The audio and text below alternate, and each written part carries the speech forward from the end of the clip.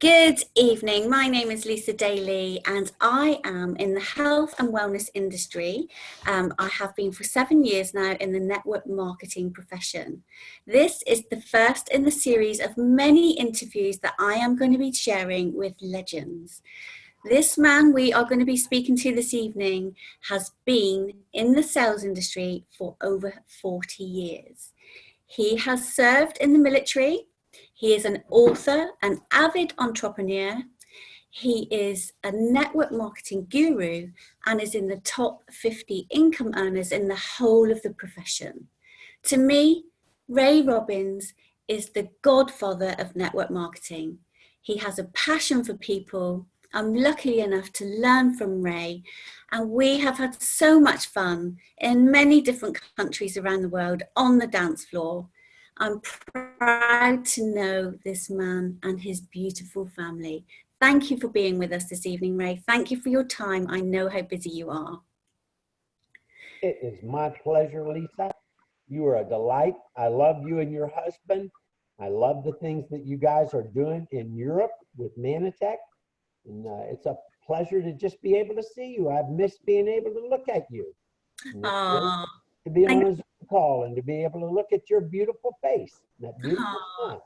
Likewise, thank you so much, Ray. So we're just going to do an interview. We're going to have a bit of fun, and I hope everyone's got their pens and papers ready, because I know that you will be dropping so many valuable nuggets for anyone that's in the network marketing industry, in business for themselves, or wanting to take a look. So Ray, you're an author. You wrote a book called Get a Grip, which I have my very own signed copy, which I treasure. You signed it for me. You co-wrote it with your son, Kevin. And I've had this book since the day you launched it, which was in America a good few years ago. I can't remember exactly. It was a long time ago now, though. And in the book, I loved it because you talk all about your journey, not just network marketing, but how you got to where you are now. And one story that really stuck with me was, when you were a child, you used to ask so many questions, because some families were wealthy, some families were not wealthy, and you asked questions because you wanted to understand how this happened. And somebody recognized you and called you an enterprising young man. So would you mind telling us how you got started in the business world? I know it had something to do with selling donuts. It does indeed, and I will always be thankful to this gentleman. It was a Saturday morning early, about a block away from where I lived in San Antonio, Texas. I was with my dad, and I started asking questions of the guy that I thought was managing the donut shop. I found out that he owned the donut shop, and then he owned several other businesses as well. And I asked him questions about getting into business and why he was in the other businesses. And he was just delighted that someone so young was interested in his journey as a business person. And he told me that I sounded like an entrepreneur, and I had never heard that word before. And I said, "You're going to have to explain to me what an entrepreneur is." And he said, "It's somebody that wants to be in business, likes starting businesses, likes managing businesses, likes benefiting mankind and themselves and their family." And I said, "So if I'm an entrepreneur, how can I develop like you?" And he said, "Well, you're a bit young. I didn't start when I was 6. Probably the first time I did anything, I was in my 20s. And I said, "Oh, I don't want to wait that long." And he said, "Well, you might not have to wait that long. I have an idea." He said, "Do you know what consignment is?" And I said, "No, sir, I don't know." And he started apologizing to my dad because of us having this deep conversation. And we were both engrossed with this business thing. And my dad said, "Oh, I'm the one that should be apologizing for my son taking up your time and keeping you from working with your customers." I said, "Oh, no problems. I've got employees that are taking care of that. I know how to leverage myself." And I said, what do you mean leverage? So he explained leverage to me. And then he said, consignment is if I give you some of my product and I don't charge you for it, you go out and do something with that product. And when you come back to me, if you return the product, I don't charge you for it. I do charge you for the product that you sold to someone else. So I'm going to let you come pick up a couple of dozen donuts from me, and then you take them to people's doors and sell them for 10 cents each. And when you come back, I'm going to charge you 5 cents each for the ones that you sold. And the ones that you haven't sold, I'll put back into inventory. That's consignment. I said, wow, I like that. Incidentally, years later, I was at the beginning of a very, very successful company in America, a Fortune 500 company that was launching, and they were having a hard time going. And I said, well, why don't we use consignment? And I'm talking to very serious, very experienced professional business people. And I was only in my late 20s, mid 20s, something like that. And I'm suggesting that these guys use consignment. And I had this guy that was in his 70s say, what is consignment? And I got to explain it to a 70-year-old, just like a 50, 60-year-old had explained to me when I was 6 years old. And we used consignment for that company. I was with that company for 6 years. And at the end of the 6 years, we were making a profit of $1 million a week. And I was given so much credit because I came up with the idea of consignment that had been explained to me when I was 6 years old. Well, I had no problems at all selling a dozen donuts and coming back, and that guy gave me 60 cents in essence, because I had collected $1.20 and I only had to pay him 60 cents. So as a 6-year-old, before I went to school that day, I had made 60 cents. And this is a lot of years ago. I'm 74 years old now, and this was when I was 6. 60 cents was a lot of money for a 6-year-old back then. And I told him, I said, you know, if I started earlier, I could have sold the 2 dozen and I could have sold much more, but I had to quit so that I could make it back home to be at the bus station on time to go to school. And he said, well, I'm here at 4 o'clock in the morning. You can come as early as you want, and I'll consign you as you did such a good job. Well, to make a long story short, within a very short period of time, I was selling 4 or 5 dozen donuts every morning. And he gave me some hints. He said, when you go up to a door, do you open the box of donuts? And I said, no, sir, I don't do that. And he said, have a box that has several selections in it and have it open when you go to that front door so that they can smell the donuts and they can see the donuts. You will sell them so much better. And I said, that works great. So he just kept giving me all kinds of suggestions. When it got to a point where I knew that I could sell 8, 9 dozens worth of donuts every morning, I just didn't have the time. I wasn't allowed to get up that early and go wake people up that early. I started getting friends of mine to do it. And he told me, what you're doing now is leverage. So we're going to set up a price point that you expect from the guys that are selling underneath you. And then I'm going to reduce my 5 cents because you're a volume representative now. I'm going to only charge you 4 cents for each donut. I want you to charge 12 cents for each donut that you're selling. People will let you go up in that price. It's the demand. And I don't think it'll hurt your sales at all. And then I want you to charge the guys that go to other houses. I want you to charge them a nickel a donut. Wow. So that we can all make more money. Well, in no time at all. In fact, in a short order, within that year, I was making as much as my dad was making full time with my donut business in the mornings. And I kept that going. Since I was 6 years old, I have always had a business. I have always owned at least one business. There were times when I was in high school that I owned too many businesses. And I was having a hard time keeping up with school stuff because I had so many businesses. And then when I went to college, I owned a business that became so successful that there was an article about me that said that I was making more money than any of my professors in college. And my professors got a hold of that little story and they didn't like it.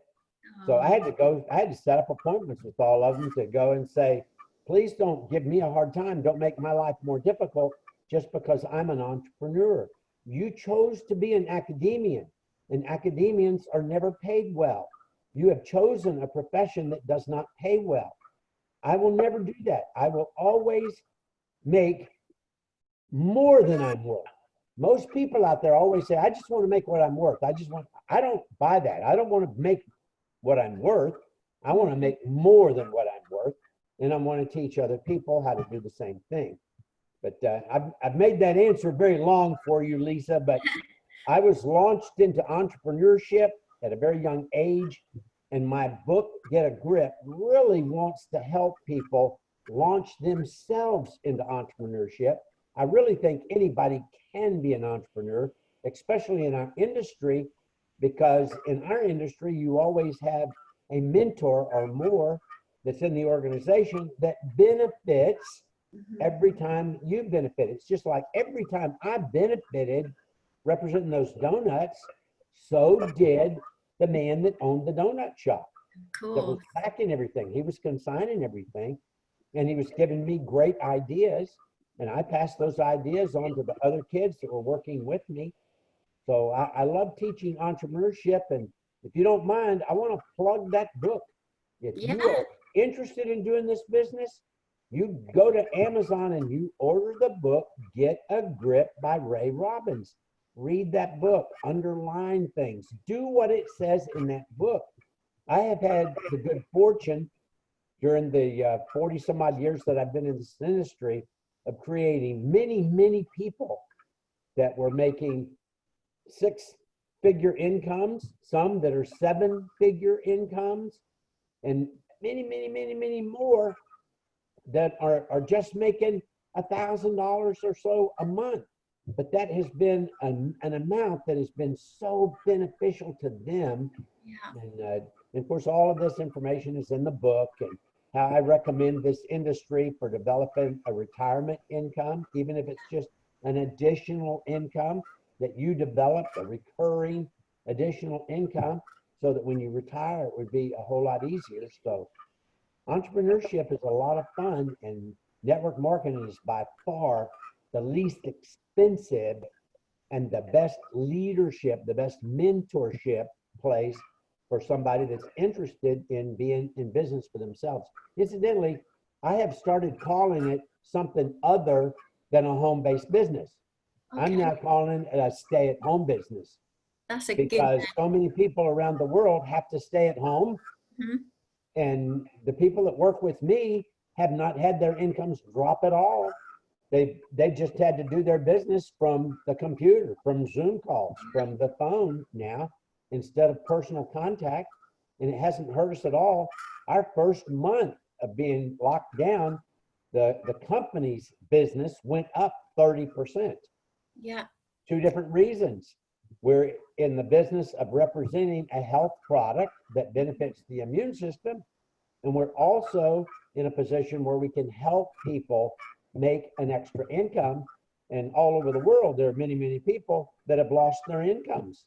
So this is a way that you can make an income from home, and you can also take a product that benefits your health. I agree, Ray. That's a really lovely answer you've given me. Beautiful. I agree, because at the beginning of the lockdown, I lost my income. I'm a hairdresser, and I was self-employed. I was also working in a salon, and it stopped. But luckily, I've been doing my Manatech business for 7 years now. And the first month of the lockdown, my income from my online business overtook my hairdressing business. So it was really... Lisa, I did not know that. I haven't kept up with you, but I love hearing those kind of stories. Yeah. I have heard similar stories from at least 8 other hairdressers. Mm-hmm. And I had a hairdresser tell me within the last week that she is so glad that at this point in her life, she can make as much money as she was as a hairdresser, and she doesn't have to be standing up all day long. She had gotten to an age where that standing up all day long had become so difficult for her. Yeah. And her life has been so blessed, not just great health because of our product and not just an income that she can do from home, but because she doesn't have to do what was starting to be very difficult for her with her work. Yes, it does take the toll on the body, hairdressing. And the nice thing is now I choose to do it because I love it. So I do it a couple of days a week. But yes, that I completely agree with that. So I'm coming on next. One thing that I teach people all the time, if you don't mind me interjecting also, I think that many people, and this is in my book also, they get into certain jobs at a certain age because they thought that it was something that they would really enjoy, or they thought this is a great way to make an income and I still have a good amount of time to enjoy life. And then after a while, they realize that they don't enjoy that job as much, or it doesn't provide the income that they thought it would. And I think that people that really approach network marketing with the right attitude develop a passion for the business. I have a passion for this business, not because of the income I make, but because of the income so many people can make that I have had a small part in bringing to this. I love being a vehicle to changing people's lives to where they know that they can give themselves a raise every day. How many people in any business or in any work capacity can go to their boss and say, hey, I want a 10% raise? And the boss might say yes the first time, but if they come in and ask for that every week, the boss isn't going to keep saying yes. Well, with our business, with continued application, with an effort that you do on a regular basis, you can give yourself a raise every week. Yeah, completely. Yeah. Yeah. Even 2 hours a day, which I've been doing for 7 years, it grows. If you're consistent, it grows. It's amazing. Absolutely. And I am told that in America, the average person is watching television 5 hours or more per day. I would assume that that's the same in England. Yeah. Spend so much time watching that TV. And I think that television time is not very productive. I think most people could give up just 1 hour of that television time per day, and they could dedicate at least 5 hours per week to developing a stay-at-home business. Exactly. I like to tell people, especially in the beginning, if they're really serious about this business, give up TV for a while. You'll find out that you didn't need it that much anyway. Yeah. And then you can spend 5 hours a day. And I think the more you do it, the more you develop a passion for it. What will help you develop a passion is some things I know you've experienced just like I have. When you have people come to you saying, Lisa, that product is helping my health so much, or it helped a grandchild of mine so much, or it helped a sister of mine or my mother. And they're so excited because they witnessed somebody that they introduced our product to have their health improved. Yeah. Or I can remember many people telling me, hey, my check this month for the first time went over $500. I know that I can make $1,000 a month. Yeah. And then that same person tell me several months later, hey, I'm almost at that $1,000 a month. My new goal is to make $2,000 a month. And if you prove to yourself that you can make several hundred a month, you've already set the precedent. You know, all you have to do is keep doing what you've been doing, and you can keep adding to that income. And people can become passionate about knowing that they're the ones that control their income, not someone else. They're the one that controls their hours. They're the one that controls their work environment. They're the ones that control who they work with. Yeah. So it's something that you can become passionate about. And I'm, as you can tell, even though I've been doing it all these years and I'm a 74-year-old man, I am full of vim and vigor. because I love what I'm doing. I know Every you do. I know you do. I know it. It's such an exciting industry to be in. I am absolutely hooked. Yeah, I couldn't see myself doing anything else now. So this brings me to my next question, Ray. You served in Vietnam as a helicopter pilot. I'm sure you saw some awful things, but what lessons did you take from that time of your life? a lot, a whole lot.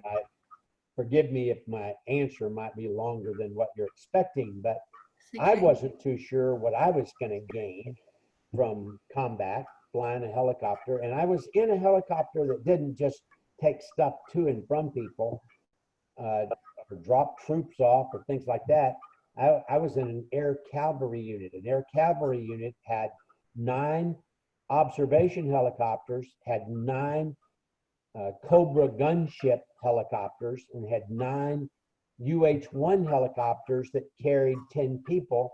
So you always had troops, you always had the scouts, the little birds, the eyes, and you always had the gunships that had incredible weaponry pointed right underneath your skids of your aircraft. So if you said taking fire, the first thing they did was launch rounds so that you could get away from that. And we duked it out every day. There was never a day that I didn't have bullets shot at me. There were very few days that I didn't have bullets hit my aircraft. And so we were really in the thick of things. And in a nutshell, what I gained the most is I do not make mountains out of molehills.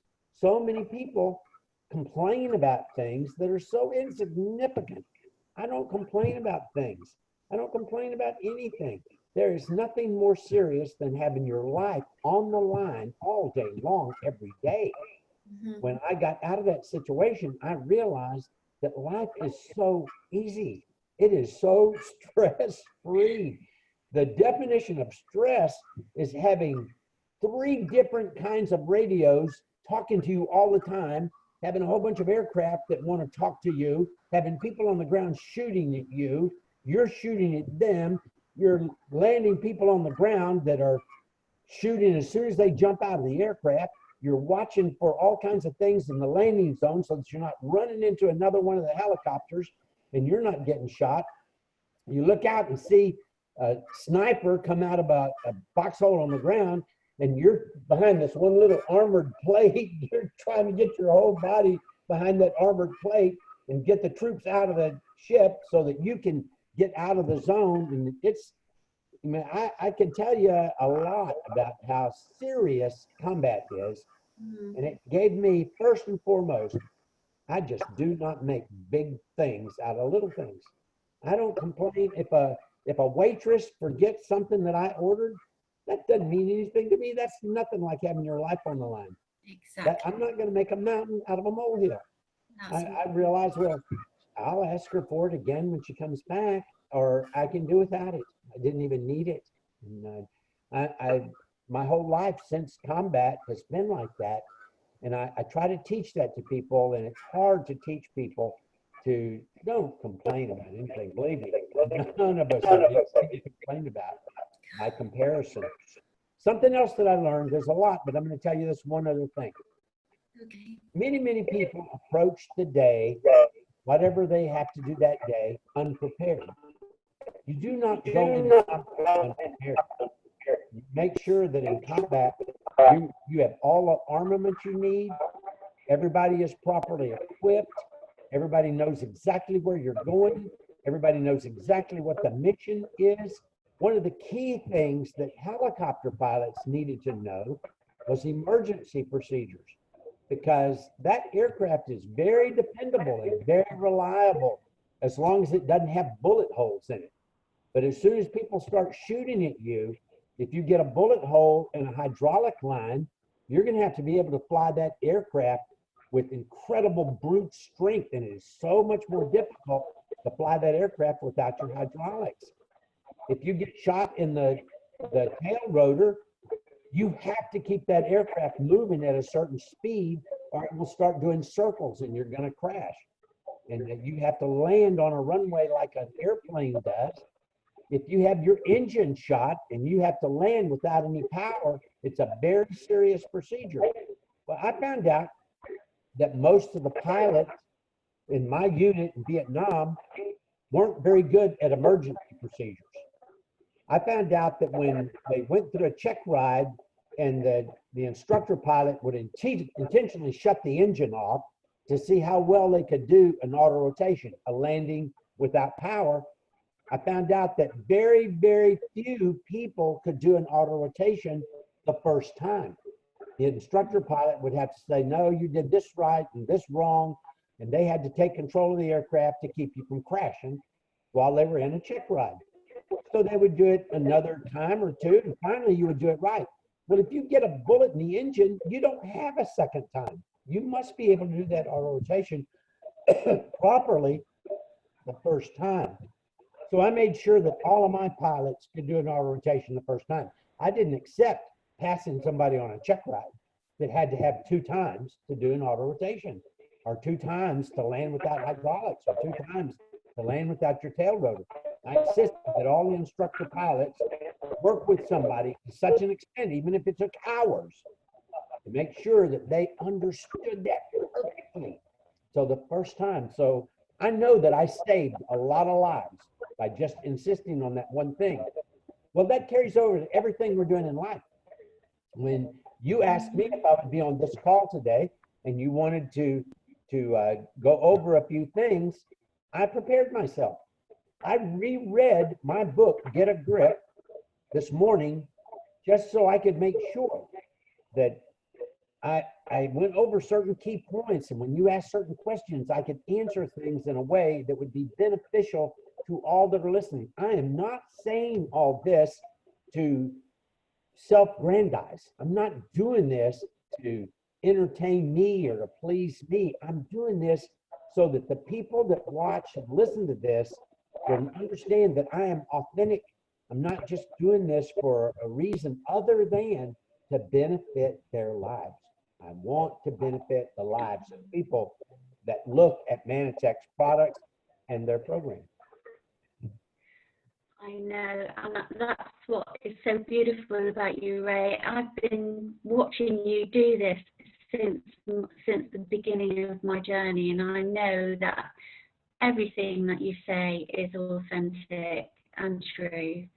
And I'm so glad you came back from the Vietnam War and saved all those lives. That's a miracle. Very beautiful. So, Ray, we have some of us. I know yes, of course they are. We all are. I'm sure every person that knows you are very, very thankful. So I'm going to move on to asking you about money now, Ray, because I know I've had issues with this subject in the past, but I've read and developed and listened to people. Now, there's people that feel guilty about wanting to earn money, and that's where I was many years ago. But how do you feel about money? Do you think it's okay to earn a lot of money? Clear that line. I have nothing against making money. I grew up in a family that had none, and they frequently said that they couldn't afford things, and I would ask them, why are you always saying you can't afford? Why don't you just make more so that you can afford?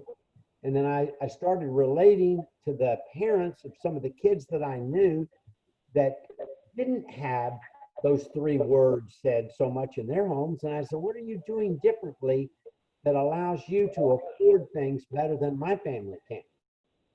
And I started realizing that people that can't afford have made a choice to not afford. It's because of a path they've gone down, and you can choose a path where you can afford. I went to a church on a regular basis that frequently taught that it is harder for a rich person to get into heaven than it is for a camel to go through the eye of a needle. And so I thought, well, I want to go to heaven more than I want to make money. And then I did a little bit of research and found out that every city had a gate into that city that was called the Eye of the Needle. And the camels went through that eye of the needle every day. So the camels could go through an eye of a needle. They just had to do it on their knees, and they had to be unloaded. So I realized that what the scriptures were saying is that if you are wealthy, you're going to have to understand the responsibility that comes with that. And you're going to have to be willing to humble yourself. You're going to have to be willing to get on your knees. You're going to have to understand that you're going to have to unpack some things, and you're going to have to understand that you are a steward for that. And as soon as I realized that, I started teaching everybody what that scripture really meant. And I decided at a very young age, the donut guy had a lot to do with that too. I would ask him questions about that, and he had a great philosophy. He was so willing to mentor a young person. Of course, it was benefiting him. He was making more money with this donut shop because of me and all of my minions. But that's not what motivated him. What motivated him was developing people. Mm-hmm. And I found out that with all of his businesses, what really motivated him with those businesses was having something that he could hire kids to do, and he could teach them how to be responsible, how to be disciplined, how to have a respect for money, how to think that making money was okay, and realizing that if you do make money, you have incumbent responsibilities with that. So I don't have anything against making money. I give people a hard time about it occasionally. I realized that I was giving my family a hard time back when they told me they couldn't afford. And then I got to a point where if my dad had financial difficulties, I could bail him out. And then I got to where I could bail out other family members. And if I'd have the church say they wanted to repave the parking lot, but it was going to take a couple of years for them to accumulate the money to do it, and I would find out how much is it going to cost to repave that parking lot, and I would make an anonymous donation that would pay. I didn't want to do it for my honor. I just wanted to be able to do it, and it was such a good feeling to know that I could do what God was telling me to do, and I wasn't doing it for gain to me. I was just doing it because it needed to be done. So I have nothing wrong with making money. And since you're talking about money, I'll tell you something else too. The number one objection why people don't buy our product is because it costs something. But everything in life costs something. What you need to do is evaluate if the worth is there. If it's a value to buy my product, then you should really strongly consider buying the product. If I can make you healthier, regardless of whether you represent the product with me or not, then I think it's pretty important that you take the product. You know, we're in a situation right now with this pandemic all over the world that I just can't imagine a time when all of us have known the importance of our immune systems more than today. We have been the immune system company for the entire 26 years that we've come into existence. That's the primary effort of all of our products. And so I think that we benefit people for that. I have people that tell me that they can't afford, just like I heard, like everything when I was growing up. And I said, if I'm asking you to buy $150 worth of product per month, and I strongly believe that that's going to benefit your health dramatically, and I think if you take the products for 5 or 6 months, you're going to see that as well. And I've got a guarantee that says you can get all your money back in that time frame if it didn't do that for you. Do you understand that you spending that $150 is just to let us use your body, your laboratory, to see if it worked? Yeah. And they say, well, it's just going to be hard for me to budget that $150. And I said, okay, let me be very frank with you. If $150 a month is a life-threatening situation for you, don't you think that maybe you need to do something different with your life anyway? That's a pretty drastic position. If $150 is a life-threatening situation for you, where do you think you're going to be 5 years from now or 10 years from now? Let me show you how to make $150 to cover the cost of your product. I'll show you how you can do it with my business. And if that's all you do, then it allows you to have that better health with someone else paying the expense, with some of your efforts.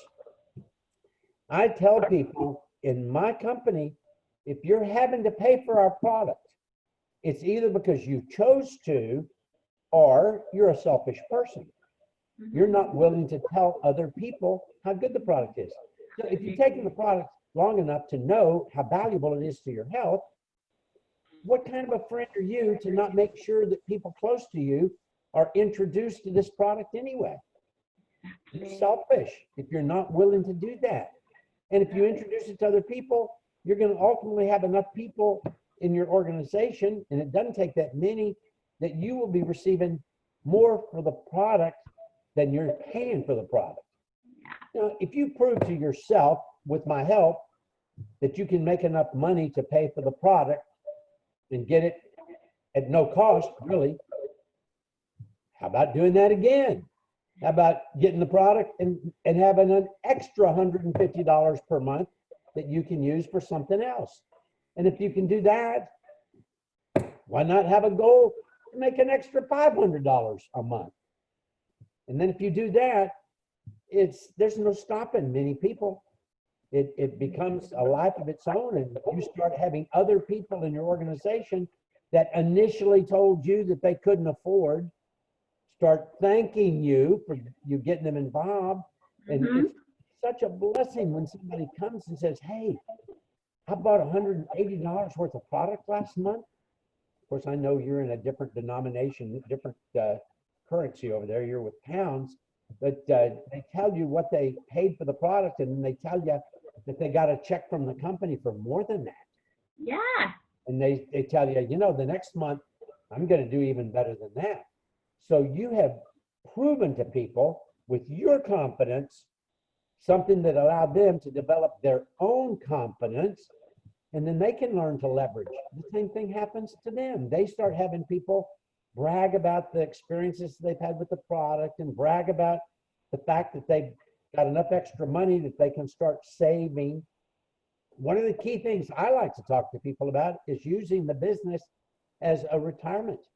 Yeah. What if you spent 20 years developing our business on a very part-time basis, and when you retired, because of you doing that, you were making an extra 500 pounds per month when you retired? Yeah. What's that going to mean to your retirement? And besides the fact that it means so much more to your retirement, now you could full-time develop that 500 pounds a month into that much more. And it gives you something to do. Most of us retire long before we're not able to do stuff. I'm 74 and I'm just as active as I've ever been in my life. And I'm loving it. I've got so much passion because of what I'm involved with. And it is no longer making money. I'm at a point right now where I do not need the money that I'm making. I don't need the money that I've put aside for retirement and for college education funds and all that kind of stuff. I'm doing it because I love helping other people. And I was telling somebody this about a year ago, and they said, you know, I can't find the word retirement anywhere in the Bible. I'm not too sure we're supposed to retire anyway. I said, well, hallelujah. That makes me feel like it's okay that I don't want to retire. No, you don't need to retire, Ray. You've got so much energy. Oh, I love it. I love life. I love doing things. Oh, me too. Yeah, absolutely. And there's no nicer feeling than, I mean, this is fairly new to me, where somebody in my team who took a while. She started using the product, feeling amazing, and I love that. I love to see people blossom with their health. And then she joined my team as a business builder. And last month she made a goal and she smashed her goal, which was amazing. She hit that goal. And then this month she's come to me. We have a meeting at the beginning of the month and set some goals. And I said, so what goals are you going to set this time? And she said, Lisa, I've got 3 people ready I'm speaking to, and she set a bigger goal, and I can see she's going to hit that goal this month, and that's what I love. I love seeing people develop like that. It's beautiful, so nice. Yeah. So, and I also agree that the more money that we make, the more money we can give, the more we can help people. So that's, and I know that's what you've been doing for many years, Ray. It's really lovely. I love it. I'm going to go back to the book now. This is the last question. It's an amazing book. I've read it. It's a quick read. It's not very big, but it has got so much information in there. I love it. You co-wrote it with Kevin, your son. But the title, what does it mean to you? What made you think of that title, Get a Grip? There's a saying in our country, and it's in many other countries as well. It probably is also in your country. To get a grip means to pull yourself up by the bootstraps. It means to get into a position where you have control of what's happening in your life. There are three different kinds of people in the world. There are people that watch what's happening. There are people that wonder what happened. And there are people that make things happen. Yeah. And to me, getting a grip is to getting into that category where you make things happen. And the way you make things happen is with discipline. It's with organization.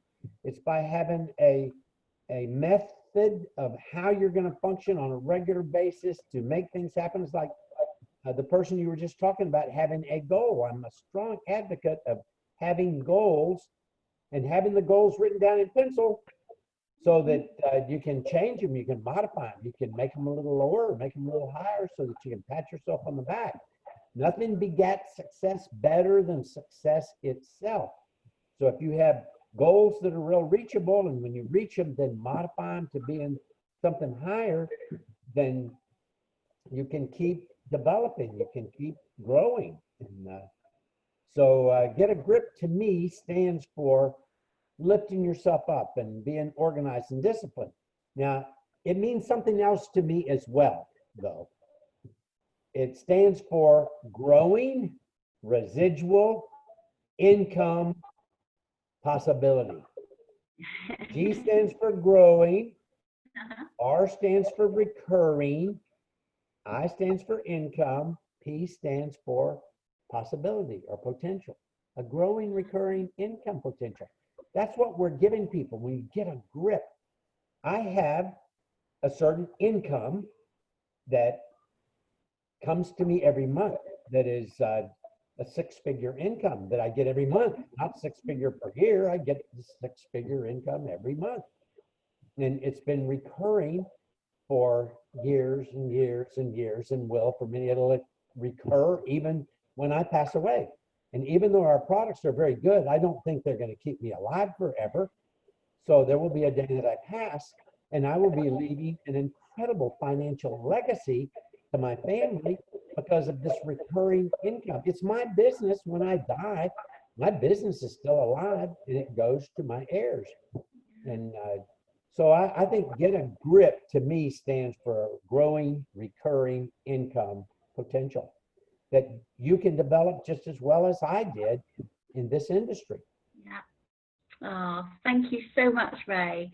That's a really good acronym. Growing residual income potential. Right. Recurring income potential. Brilliant. Oh, Ray, thank you so much. Let me say something about recurring. I have a real good friend that I got into this business many, many years ago. And he was being interviewed like you're interviewing me right now. And somebody asked him a question, and I just loved his answer. So now I'm using it and passing it on to other people as well. A lot of people want to know, how long will it take me to make a certain income? So this interviewer said, so how much money did you make the first month? He sat back and he said, you know, I don't know. I haven't finished making it. What do you mean by that? It was, so I signed up 5 or 6 people the first month, and all 5 or 6 of those people have been taking the products for more than 15 years now. So because I sold that to them 15 years ago, I'm continuing to make money off of those sales every month now for over 15 years. So I can't answer your question. I don't know how much money I made the first month because they keep paying me more of it every month. That's what recurring income is. If you're in real estate and you sell a house, you're going to make a certain amount of money. What if you don't do anything else the next month? You make nothing. Exactly. I can go on vacation for a month and it doesn't affect my income. I make as much as I did the month before or more because of the growth. It's a growing, recurring. That's what leverage is all about. That's what this industry is all about. I've gotten a number of Uber drivers involved with our business because they're in what's called a gig economy. Well, so am I. Mine's just a gig economy that doesn't require me to wear out my car and to spend a certain amount of hours picking up people and taking them from place to place. Mine, if I represent something to somebody and I'm successful, then I'm going to continue making money off of their continued purchase habits. If an Uber driver doesn't work next month, he doesn't make anything next month. Yeah. If a real estate person doesn't sell another house the next month, they're not going to make anything. We're not that kind of a gig. The average Uber driver makes around $1,000 a month in a part-time activity. I think you can develop a part-time activity with this business, spending a whole lot less time than what you do driving a vehicle as a taxi. And you can get to a point where the income is more than what you're making with Uber without spending any hours, without wear and tear on your car, etc. So that's what a recurring income is all about. Yeah, absolutely. Oh, Ray, it's been so amazing sharing this interview. Thank you for being here. And it's lovely to see you. My pleasure. I'm sorry that this is what you have to look at and I get to look at you. I'm the one. Oh, no. I get to look at beauty. You have to look at an old man, but he's a happy old man. Very smiley and happy. Thank you. And do you know what enthusiasm means? It comes, thus is from God, in. So enthusiasm really means God within and flowing out all over everybody around him. Oh, that's The exactly. definition of enthusiasm. That's you. So I love being enthusiastic. Oh, thank you so much, Ray. I'm going to end this interview now, and I'm going to be sharing it with so many people, and just thank you so much, and I will speak to you very soon. Bye-bye. Bless you. Bless you all. Bye-bye. Bye-bye.